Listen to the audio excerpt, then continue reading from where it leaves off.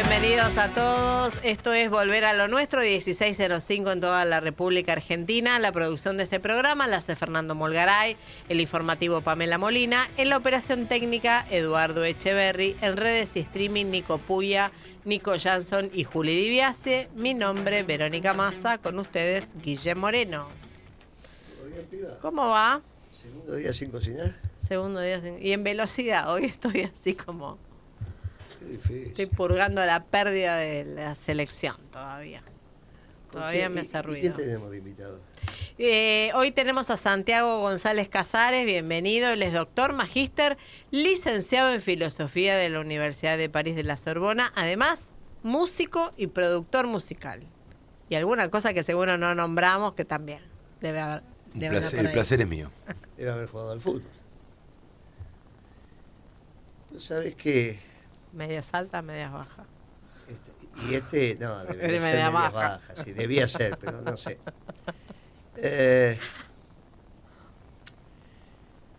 ¿No sabes que estoy llegando acá? Veo esto de La Nación Más, que parece ser que están pasando cosas en España con la selección, y con la camiseta, y con esto, Sí. y con aquello. Y a la mañana... Están pateando a una persona en el piso. Hoy tuve mucho laburo. Tan mal las cosas, así que hay que dedicarse intensamente. Cosa que me hace recordar a mis primeros años, pero tenía 22 años, que tiraba el centro y cabeceaba. Ahora ya no es tanto, pero los negocios están complicados. El gobierno dice que está todo, que algunos economistas dicen, yo les digo, es un momento muy, muy, muy delicado, mucho más que con Macri. Este es un momento muy complicado y todos los que escuchan que le hacen creer a ustedes, empresarios, trabajadores que están haciendo las cosas mal, no le crean. No le crean, no hay posibilidad de que la macro esté bien y la micro mal, eso es una estupidez. El que lo dijo ahora es Prat Guy, mirá que Prat Guy no es santo de mi devoción, es un chiquito que más o menos. Pero llega un momento que no se puede seguir diciendo pavadas. Entonces, la realidad es que la micro está mal y la macro está peor. La macro no está bien, es la peor macro que me ha tocado vivir. La peor macro es esta. Y la micro, obviamente, como consecuencia es un desastre. Pero las noticias acá son sobre lo que está pasando en el mundo con la selección. A la mañana, muy temprano, vos sabés que escucho radio con vos por el tema de la radio, que la tengo clavada ahí. Entonces estaba Tenenbaum haciendo el pase y después Tenenbaum no sé qué. Para mí ya hay una cuestión de cariño Entonces, ahí. ya dijo, no. Ah, vos decís que como la suegra. Sí, qué sé yo. No, pero no, la mandé a arreglar y no me la arreglaron. Dijeron que no se podía. Ahora me dio un lugar donde seguro me la arreglan y qué sé yo, y qué sé cuánto. Bueno, igual por el tiempo que estoy, escuchando la radio tampoco es una cosa. Y decir un sentimiento antiargentino, no digamos eso, que eso de la época de la dictadura, cuando éramos derechos humanos, vos eras muy chiquita, pero bueno, estamos hablando de 78, 79. Una campaña anti-argentina, que bla, bla, bla. Pero bueno, ese era el esquema. Y vos sabés que dos hallazgos de Tenenbaum. Yo al menos la primera vez que lo escucho con una definición tan precisa. Soy judío y ateo, dijo. Yo que soy judío y ateo. Y yo que te conté que me casé con una misraya. Sí. Soy judío y ateo me empezó a desordenar. Soy judío y ateo, bueno, hay una identidad como pueblo que hay que discutir, pero como pueblo, como comunidad, bueno, pero es una definición de él. Me simpatizan los judíos religiosos. Los que son religiosos, igual que los islámicos, me simpatizan. Todos los monoteístas me simpatizan y mucho. Al margen de los ritos. Nosotros somos una construcción judeocristiana y era islámica también. Y entonces es muy interesante. Y ese es el occidente que yo estoy procurando, el que veo, el que me parece, el que va a volver a los principios ordenadores de la creación, donde vos aprendés el amor, la justicia social, la solidaridad, el bien común, ¿no? Los aprendés porque son verdades absolutas, que son aquellas que no están sujetas a la razón. Como me mirás así, como que decís este tipo que dice, por ejemplo, te enseñaron en la secundaria vos, a este, que es filósofo también, aunque capaz que no se acuerda, por un punto pasan infinitas rectas. Sí. No hay explicación, pasan. La distancia más corta es una recta entre dos puntos. Son verdades evidentes, verdades absolutas. No vas a construir una sociedad desde el odio, es ridículo, no puede haber. No. Entonces, es como esas verdades evidentes traídas al ordenamiento terrenal después del pecado original, es el peronismo. Y ahí eso lo hemos hablado muchas veces. Entonces, la primera revelación de Tenenbaum fue esa: soy judío y ateo. Lo repitió 2 veces, por lo menos que yo lo escuché. Capaz que lo había dicho otras veces, sí. Pero lo había dicho. Sí. Pero esta vez lo dijo como... para mí fue muy claro como cuando Berkovich dijo soy trotskista, que siempre lo ocultaba. Y ahora dice soy trotskista. Cuando presentó el libro con Kicillof dijo soy trotskista. Acá un trotskista. Hasta ahora no lo decía con tanta prisa. Así que a mí me parece bien que lo diga. Lo segundo fue que empezó a explicar la campaña a través de los medios y las redes. Y ahí entonces se quedó, porque arrancó con el New York Times, fue diciendo algunos diarios, las redes vinculadas a esos diarios y después las redes en general. Nosotros en este mundial, Aramos dijo loquito, viste cómo son. En este mundial pasó una cosa extraordinaria, que el ingenio popular la sistematizó entre las 3 estrellas y Malvinas en la camioneta, ya que no tenemos la cuarta. Es un hallazgo extraordinario.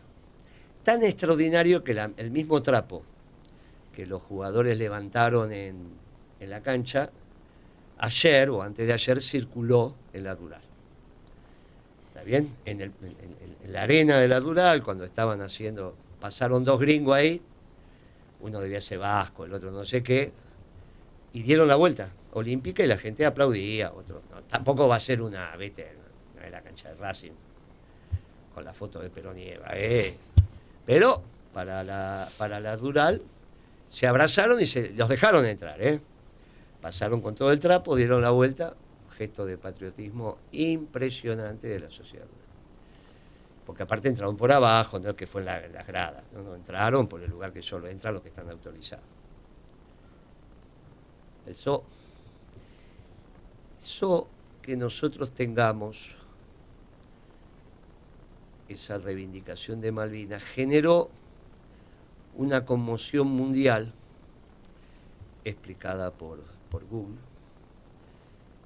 y algunos más. Dicen que hubo 2.800 millones de personas viendo el partido, o sea que eso lo vieron.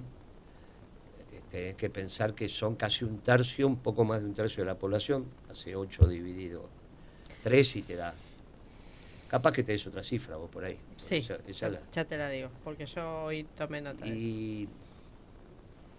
Y Google dice 1.600 millones de vistas sobre qué es Malvinas. Cuando empezaron a preguntar qué es Malvinas, sí, que aparece, ¿cuánto dice? Según Google Trends, las búsquedas sobre el archipiélago y qué es Malvinas crecieron 2.700% en todo el mundo. Claro, pero eso es multiplicar por 2.800, 2.700% es multiplicar por esa... Exacto. Por 27.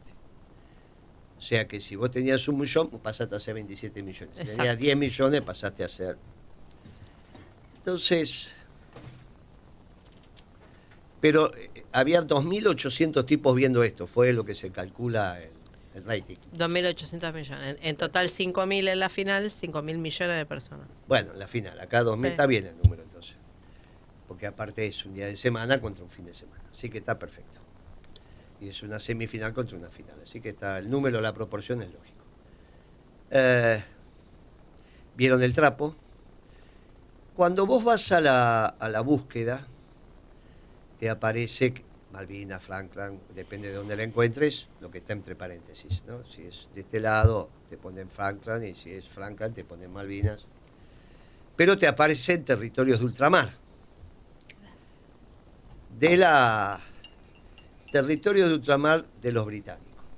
Ahí viene entonces, ¿quiénes son los británicos? ¿Quiénes son los británicos? Los que viven en Britania, la Gran Bretaña, la que viven en la pequeña o en la grande. No, británicos son todos los del Reino Unido. Porque empezás a investigar. Entonces, los irlandeses también, Irlanda del Norte, los escoceses, los galeses. Claro. Son territorios británicos de ultramar. ¿Son los únicos que hay? No. Están los que pertenecen directamente a Carlos III. Son algunas islas que pertenecen a la corona. Ahí seguían, ahí no tienen representantes en el Parlamento, porque son propiedad, entre comillas, del rey. Entonces designa un gobernador o algo. De acuerdo a las tradiciones, le ponen un nombre y es el que manda. Todas esas islas son islas de tránsfugas, para hacer cosas difíciles, tipo Bahamas, todo ese tipo de cosas. Panama Papers. Bueno, todo ese tipo de cosas. Pertenecen al rey. Ahora, cuando pones el mapa de todas esas islitas que lo podés buscar, hay un rosario, se encadenan a lo largo y lo ancho del mundo. O sea, eso de que el Imperio Británico, macana. Cuando vos ves lo que manejan. No es solo el Reino Unido, manejan Canadá, manejan Australia, manejan Nueva Zelanda. Dicen la Antártida, aunque están discutidas. Ellos mismos dicen, pero bueno, están discutidas por Argentina, por Chile, por Noruega, qué sé yo. Tiene importancia. Salvo China, Estados Unidos, tiene importancia. Se terminó esa historia de que los británicos consiguieron esconder después de la Segunda Guerra Mundial y que la decadencia inglesa era, y empieza a aparecer la realidad de la situación. En general, manejando también desde una concepción inteligente como es la clase dirigente inglesa, la propiedad de las palabras. Un día fui a la AMIA y un dirigente importante de la AMIA, no este año que no pude ir porque bueno, hubiese ido con gusto, pero no, se desordenó la cosa. Y bueno. Claro, porque cayó viernes este mes. Este año. El año pasado un dirigente me dijo, no, nosotros somos los dueños de las palabras. Dije, no, están discutidos con los ingleses. Así en chanza, viste cómo son.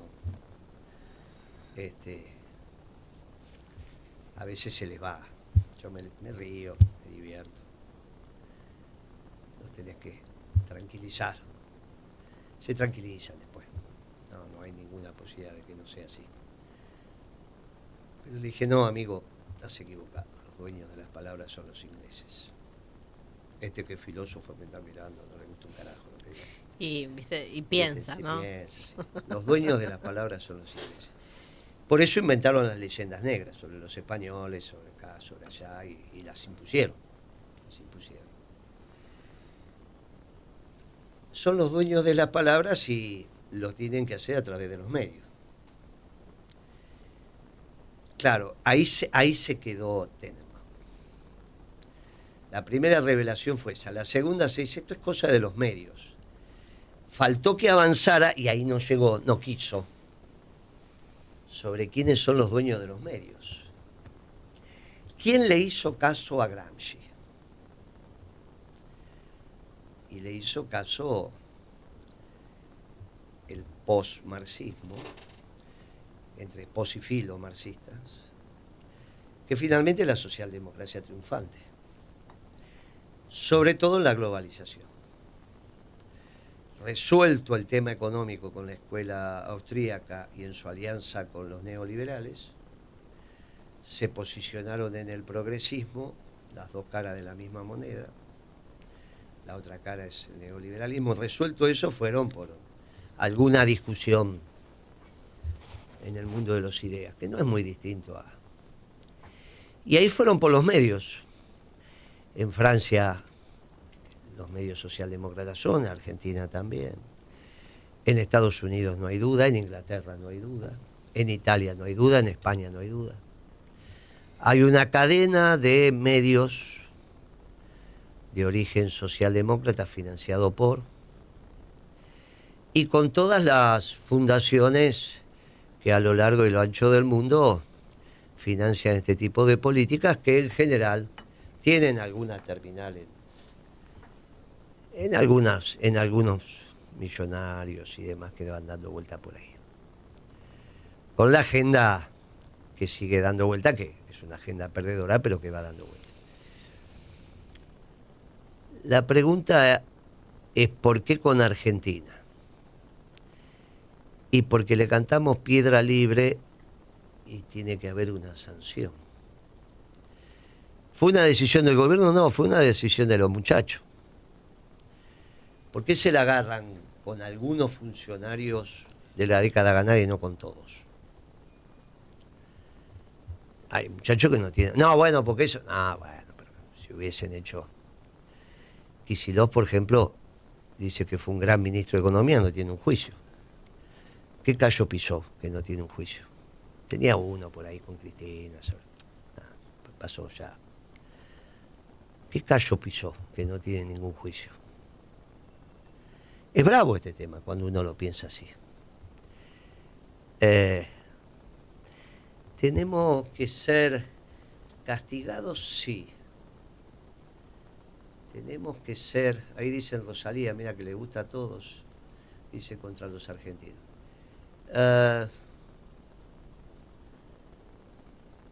¿Castigados porque le dijeron piedra libre a los ingleses? Sí.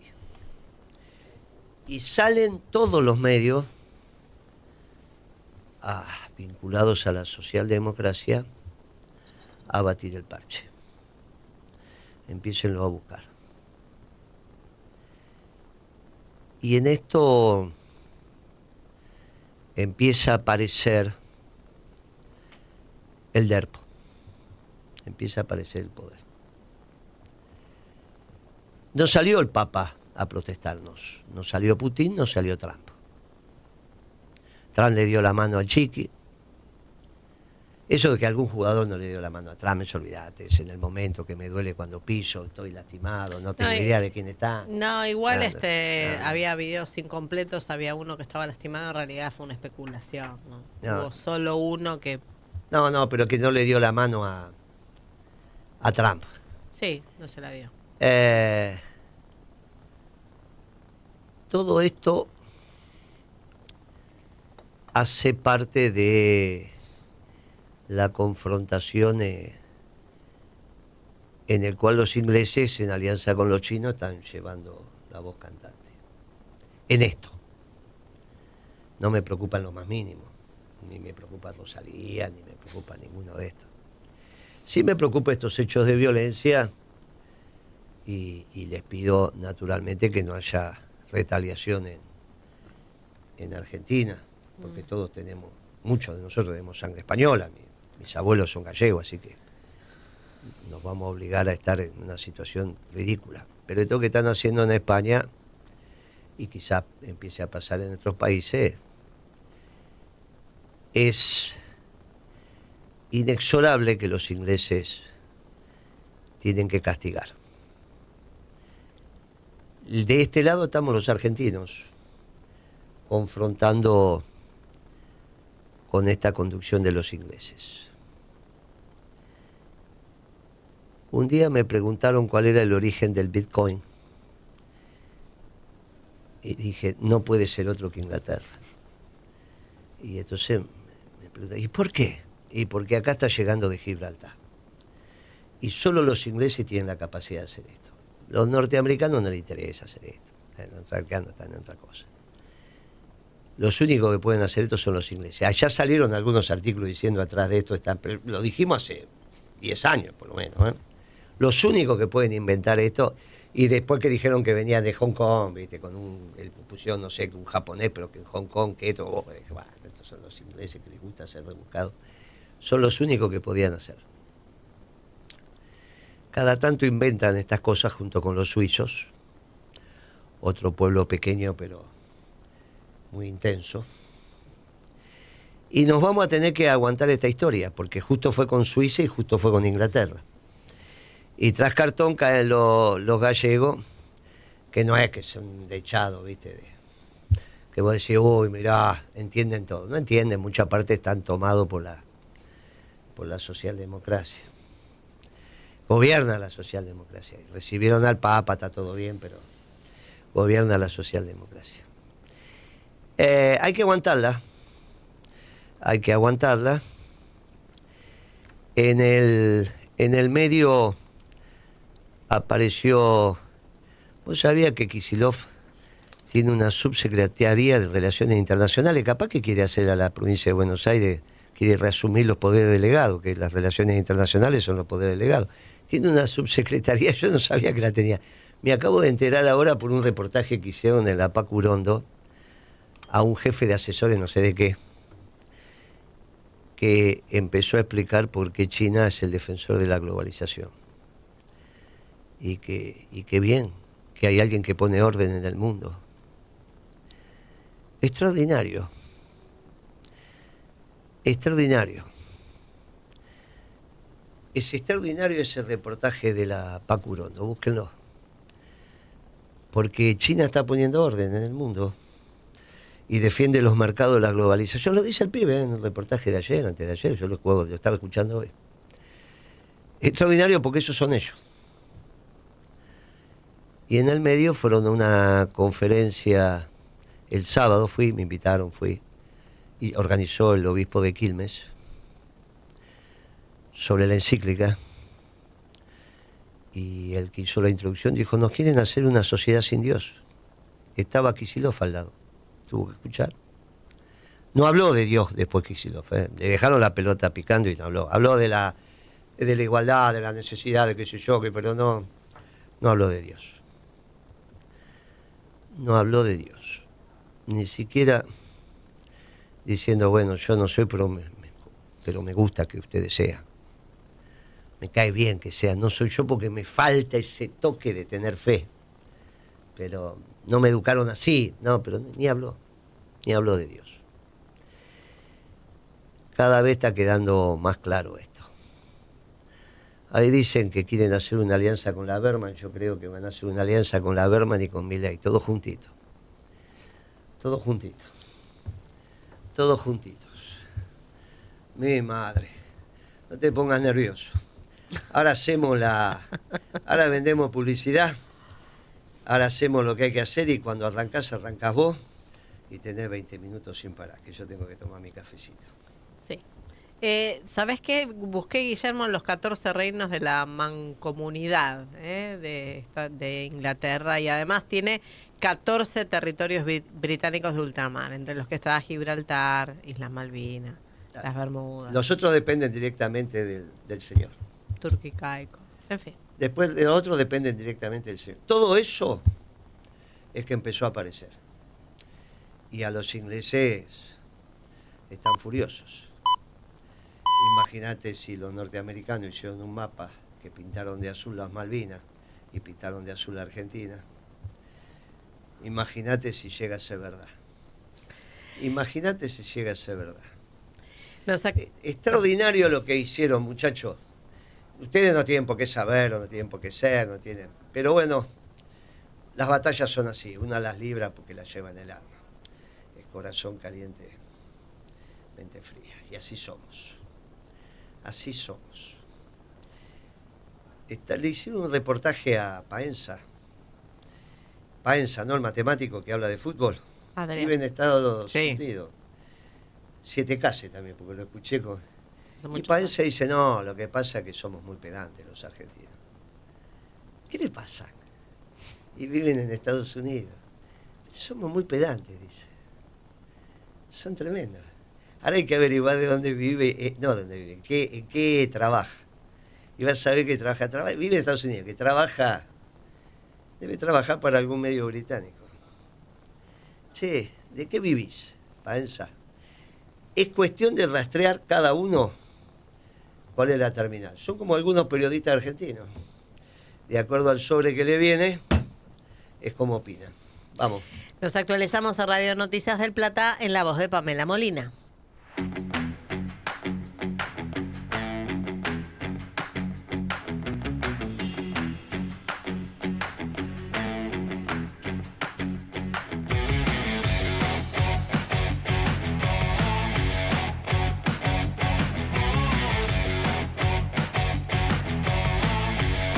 ...16:36 en la República Argentina. Seguimos en este segundo bloque de Volver a lo Nuestro.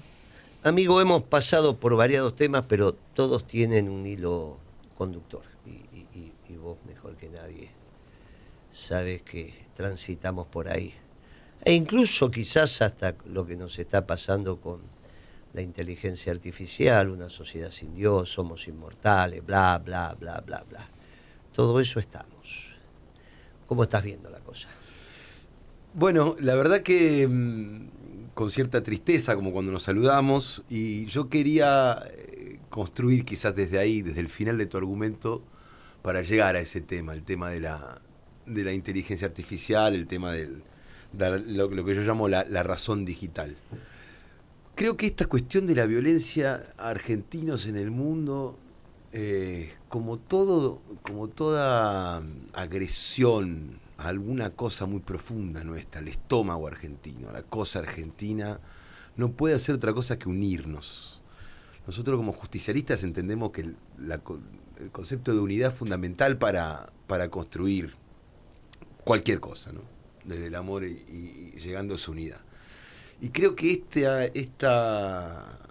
esta agresión, digamos, que la conspiración, no lo sé bien, a veces es mucho más instintivo que la conspiración detrás de bambalinas. Nos va a ayudar. He escuchado medios gorilas por excelencia antes de venir para acá que estaban hablándole a Rosalía, puteando a Rosalía, puteando a Javier Bardem, pero puteando literal, o sea, insultando. Digo, qué bien, qué bien.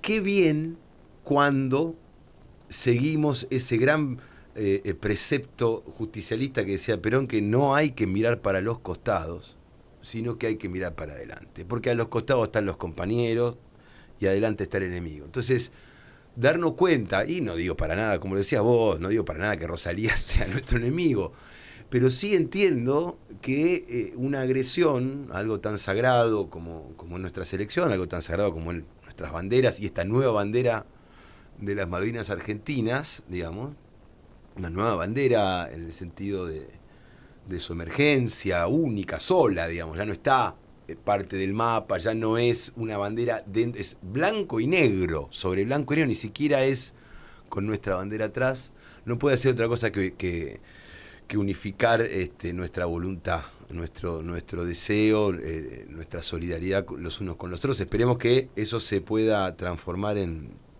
militancia. Y en ese sentido también me parece que es muy importante este precepto justicialista de no mirar para los costados y concentrarnos en quién tenemos enfrente. Y acá me refiero directamente a nuestras internas, a todas nuestras internas.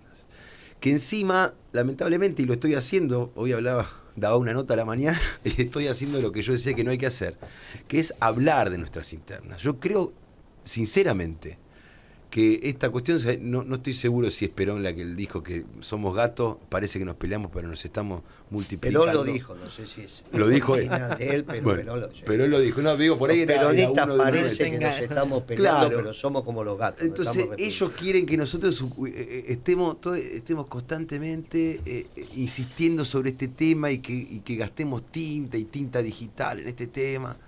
Y la verdad es que yo lo tomaría como lo que dice Perón y después nos arreglamos entre nosotros, puertas adentro, y para afuera nada, para afuera solo la palabra es cuál es nuestro modelo de país, cuál es, cómo recuperar la soberanía, la independencia, y la justicia social, o para la justicia social. Yo creo que en ese sentido el discurso común, el ágora digital o el ágora mediática, hay que retomarla, y sobre todo el ágora territorial, para hablar justamente de por qué este no es el camino y cuál es el camino. Y después, entre nosotros, dirimimos internamente. Pero no gastar más tiempo, sino, nos estamos reproduciendo. Es así, ustedes digan lo que quieran, ustedes, no nosotros. Ustedes digan que nosotros nos peleamos, díganlo ustedes, nosotros nos estamos reproduciendo.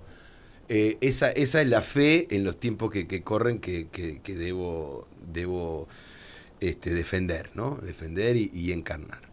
Y con respecto a esto, creo que también tenemos, y hoy tenía ganas de hablar un poco de Foucault, que también no solo que tenemos que defender el justicialismo y a los compañeros y empezar a mirar quién es el enemigo y distinguirlo, sino que es un momento para defender a la humanidad.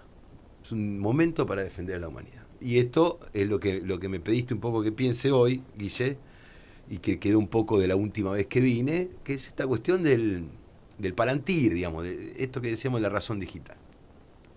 Y el manifiesto de este muchacho Peter Thiel y esta gente que, bueno, estuvo, según me decís vos, estuvo hasta hace poco acá y no está más, pero bueno, estaba peligrosamente cerca.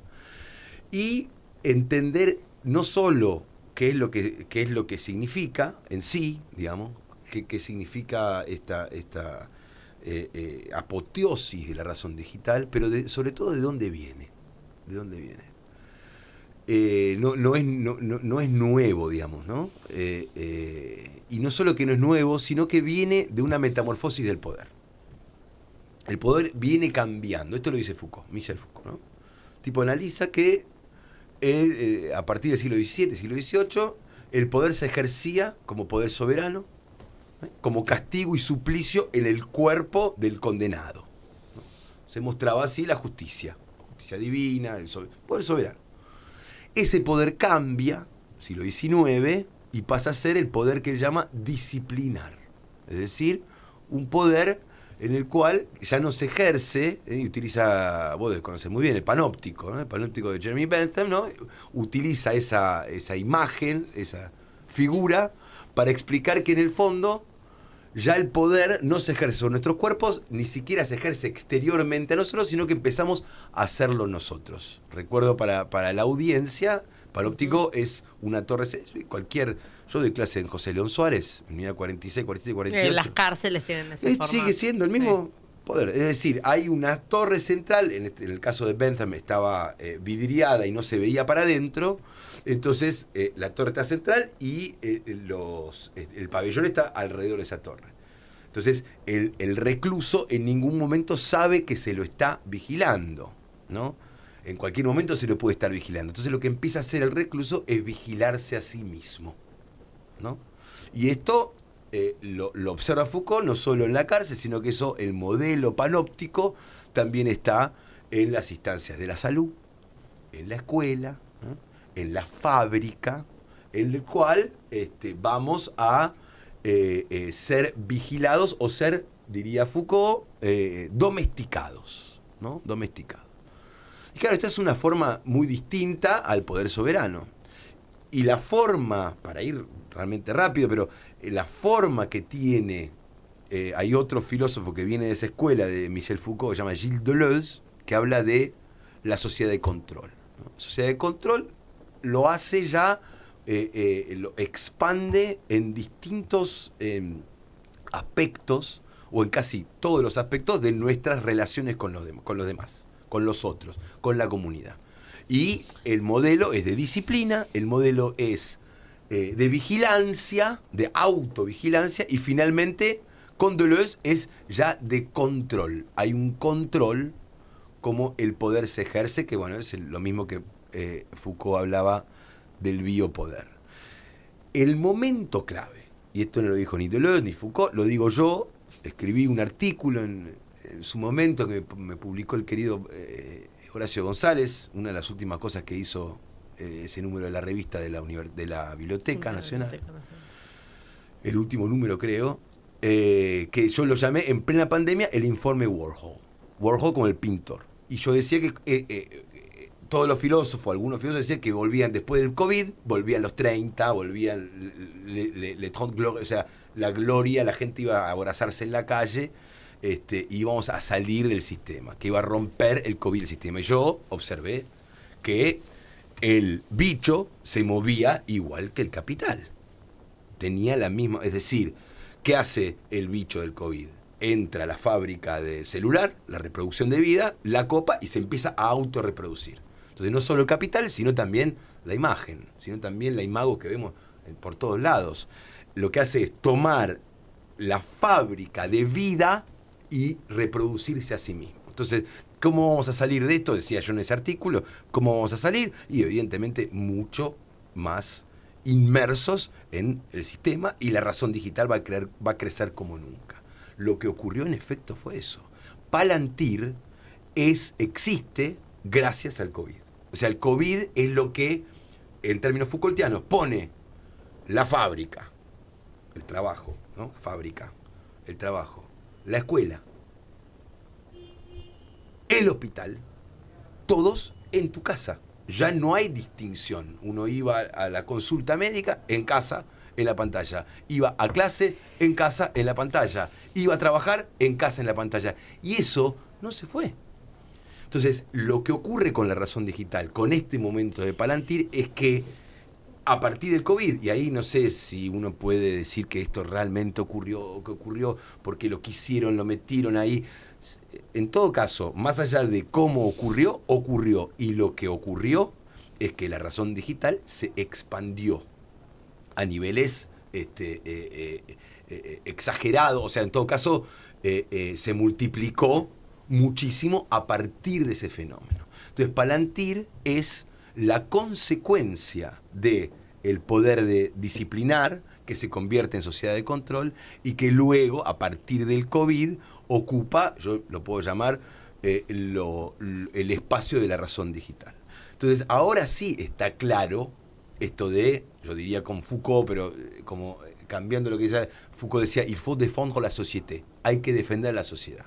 Yo creo que en este momento, con el avance de la razón digital, lo que hay que defender es a la humanidad. Il faut défendre l'humanité. Mucho más claramente, porque esta razón digital, la que va avanzando, justamente lo que es ni más ni menos que la máquina, y la diferencia entre la máquina y nosotros, justamente, es lo que decías vos antes, Dios, es decir, el amor. Lo que nos distingue a nosotros es la gratuidad, el sinsentido, el sin razón, que también lo dijiste antes, del amor. Esa es la razón algorítmica, es 1, si yo pongo 1, sale, si pongo A, sale B, si pongo B, sale C. Yo a un ser humano le pongo poner A y puede salir B una vez, puede salir B 2 veces, pero la tercera salió C. Es impredecible, imprevisible también. Entonces ahí tenemos el gran desafío, no solo de entender qué somos como seres humanos, porque Palantir, Peter Thiel en su manifiesto, rebaja al ser humano a únicamente el conflicto, que debe ser docilizado. Debe ser manejado por la máquina, porque si no se va a destruir, se va a autodestruir. Necesita a la máquina para no se peleen, muchachos, le delegamos la soberanía de nuestra humanidad a la máquina y todo va a estar bien.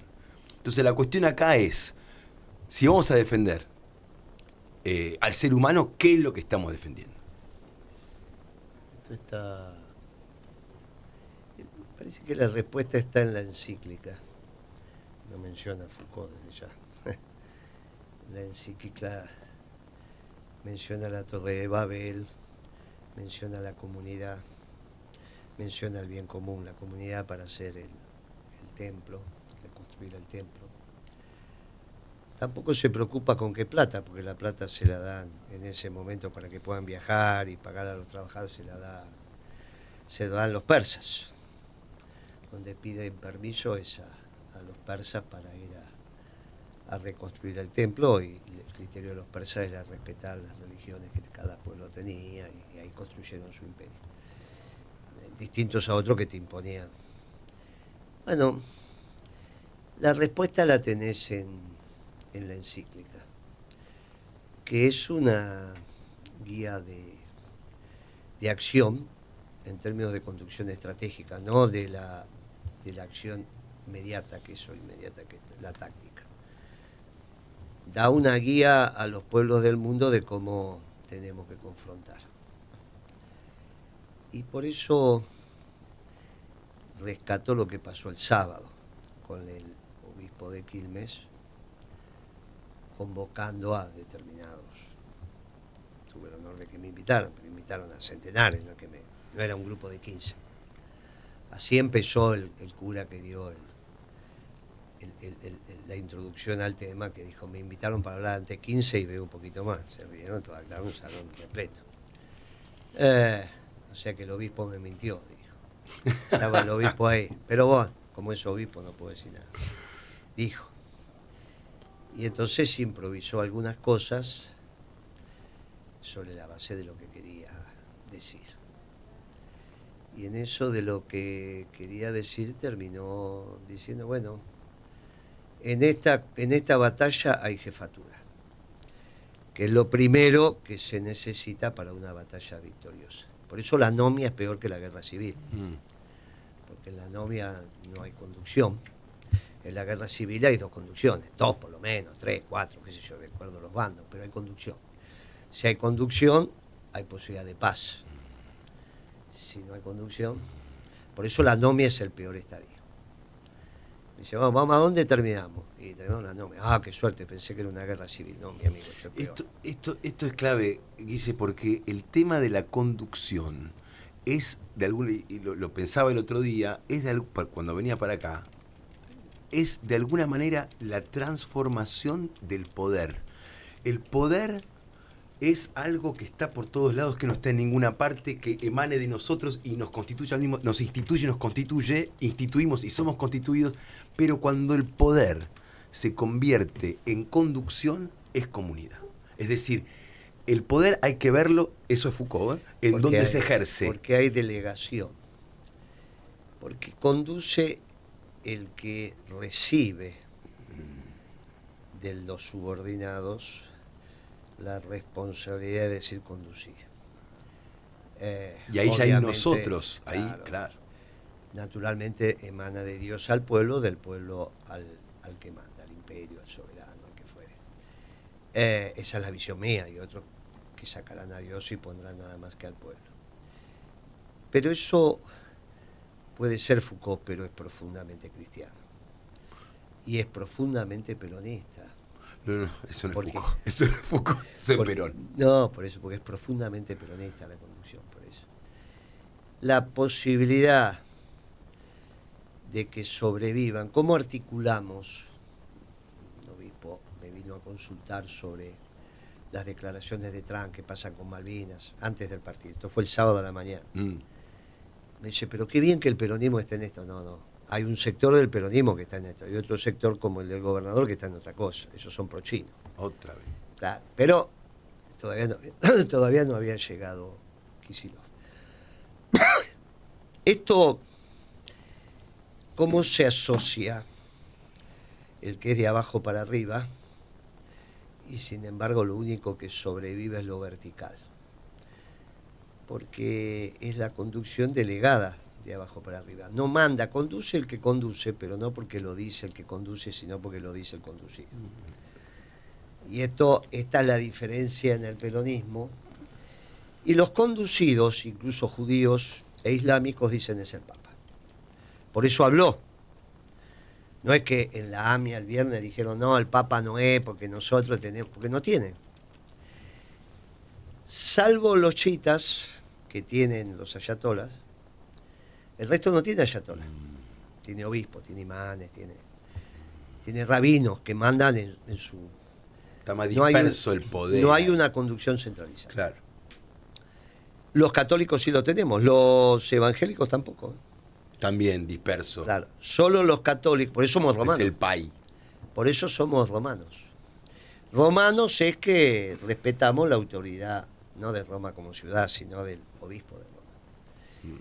Y esto da una capacidad de mando distinta, que hace que la Santa Iglesia haya hecho lo que hizo el sábado y que nos pone en un lugar extraordinario. Ahora, como todo acto de este estilo, no sé si es lo mejor, pero lo repetimos todo, después se divide en comisiones. Hubo un acto inaugural, el cura que dio, bajó la línea extraordinaria de lo que teníamos que reflexionar, el que tenía que hablar para 15 y se encontró con... Y después comisión, me tocó la 1. Ahí fue el obispo de Quilmes. Pero un compañero, estando el obispo presente, dijo que el ejemplo era China, para tal tema. Cuando lo que estábamos discutiendo es si vamos a hacer una sociedad con Dios o sin Dios, y los chinos decidieron hacerla sin Dios, aunque el pueblo no le da bola, la conducción es marxista y generó un capitalismo de Estado.